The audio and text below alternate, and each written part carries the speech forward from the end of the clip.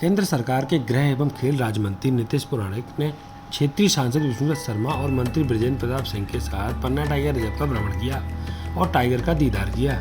जैसे ही मंत्री ने पार्क में प्रवेश किया, उनका सामना लेपर्ड से हुआ और फिर 2 टाइगर सामने आ गए। पार्क के भ्रमण के बाद उत्साहित मंत्री ने तारीफ की। वहीं विपक्ष द्वारा विरोधी दलों को एकत्रित किए जाने के सवाल पर मंत्री ने कहा कि ममता का प्रयास निरर्थक होगा। 2009 में जिस पन्ना टाइगर रिजर्व में बाघों की संख्या 0 हो गई थी, अब इस पार्क में टाइगर अटखेलियां कर रहे हैं और हर रोज टूरिस्टों को टाइगर के दर्शन हो रहे हैं। बाघ दर्शन के लिए बड़ी संख्या में टूरिस्ट में पन्ना पहुंचते हैं। इसी दृश्य को देखने केंद्रीय मंत्री नीतीश पुराणिक पन्ना टाइगर रिजर्व पहुंचे और उन्होंने बाघ का दीदार किया। उन्हें लेपर्ड, चीतल सहित तमाम वन्य प्राणियों के दर्शन हुए। मंत्री ने केन नदी की बोटिंग भी की और क्रोकोडाइल देखा। इसके बाद मंत्री ने पार्क की तारीफ की और मोदी सरकार की योजनाएं गिनाई। इस बीच जब बंगाल की मुख्यमंत्री ममता बनर्जी द्वारा विपक्षी एकता गठबंधन के सवाल किए तो उन्होंने कहा कि ममता कुछ भी प्रयास करने सफलता नहीं मिलेगी। भारतीय जनता पार्टी के प्रदेश अध्यक्ष एवं क्षेत्रीय सांसद विष्णुदत्त शर्मा ने कहा कि मोदी सरकार ने कई विकास योजनाएं संचालित की हैं, जिसमें केन बेतवा लिंक परियोजना प्रमुख है। इससे बुंदेलखंड हरा भरा होगा और सदा के लिए पानी मिलेगा। उन्होंने कहा कि पन्ना में पर्यटन से खूब रोजगार मिल रहा है। पन्ना में टाइगर रिजर्व से रोजगार के अवसर बढ़े हैं। उम्मीद है कि इस पार्क से पर्यटकों का मनोरंजन तो होगा ही, क्षेत्र का विकास भी होगा। ज्ञात हो कि पन्ना टाइगर रिजर्व देश दुनिया में बाघों के खात्मे के लिए विश्व विख्यात रहा है, लेकिन 2010 के बाद से जब बाहर से 4 फीमेल और 1 मेल टाइगर को लाकर यहाँ छोड़ा गया, तब से बाघों की संख्या तेजी से बढ़ी है। देखिए, आज सुबह से माननीय सांसद जी और माननीय मंत्री जी के साथ फॉरेस्ट में टाइगर रिजर्व में हम लोगों ने टाइगर का भी लोग बहुत लकी है कि टाइगर भी मिल गया और उसके साथ साथ लेपर्ड भी मिला, तो बहुत अच्छा रहा। और प्राकृतिक सौंदर्य भरपूर है यहाँ पर और जिस तरह से संरक्षण भी काम कर रहे हैं,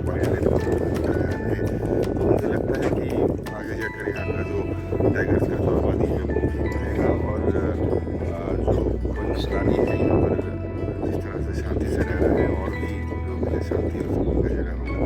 और बहुत सारा जैसे टूरिस्ट जिस तरह से आ रहा है, एक टूरिस्ट हब बनने जा रहा है। मुझे लगता है कि आगे जाके ये टूरिस्ट का जो फुटफॉल है ये भी यहाँ पर ज़्यादा होगा। आप यहाँ पर भी एक ही टाइगर देखने को मिला, टाइगर ही है, लेकिन बंगाल में थोड़ा बंगाल टाइगर थोड़ा ज़्यादा अटैकिंग रहता है, लेकिन यहाँ पर शांत और लोगों के साथ मिलजुल कर रह रहा है। यही एक अंतर जो है वो रिजर्व और केन बेतवा ये इस मध्य प्रदेश की शान है और पन्ना का टाइगर रिजर्व आज पूरे मध्य प्रदेश के अंदर और देश के अंदर बहुत टाइगर के मामले में बहुत आगे बढ़ कर के आज नाम रोशन कर रहा है। इसलिए आज हम लोगों ने पन्ना टाइगर रिजर्व में घूमा है। आज टाइगर भी देखने को मिला है, लेपर्ड भी देखने को मिला है, क्रोकोडाइल भी देखने को मिला है। तो मैं तो ऐसा मानता हूँ कि टूरिस्ट के लिए पन्ना एक बड़ा हब बन करके उभर रहा है। खजुराहो और पन्ना टाइगर रिजर्व ये दोनों एक लिंक करके एक बड़ा टूरिज्म के लिए एक बड़ा केंद्र बन रहा है दोनों। इसके लिए हम सब लोग प्रयासरत भी हैं और मुझे लगता है कि जिस प्रकार से टूरिस्ट आज भी देखने को मिले, बड़ी संख्या में लोग टूरिस्ट आकर के पन्ना के टाइगर रिजर्व में आ रहे हैं और देख रहे हैं।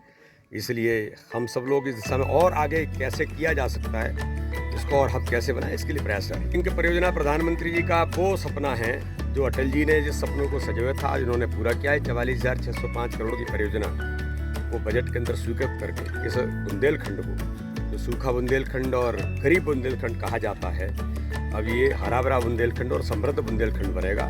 माननीय प्रधानमंत्री जी ने अभी कहा है सभी पूरे देश के भारतीय जनता पार्टी की सरकारों को, अपने नेतृत्व को, सभी सांसदों को अपने अपने संसदीय क्षेत्र में वाटर कंजर्वेशन को लेकर के आज़ादी के 75 वर्ष में हर जिले में कम से कम 75 तालाब बने। यहाँ चंदेल राजा ने तो बड़ी संख्या में तालाब बना करके पानी की व्यवस्था की थी। आज माननीय प्रधानमंत्री ने इस संकल्प को लिया है, तो हम लोग उस काम में भी जुटे हैं कि प्रत्येक जिले के अंदर 75 से ज़्यादा तालाब बने और पानी को कंजर्व किया जाए।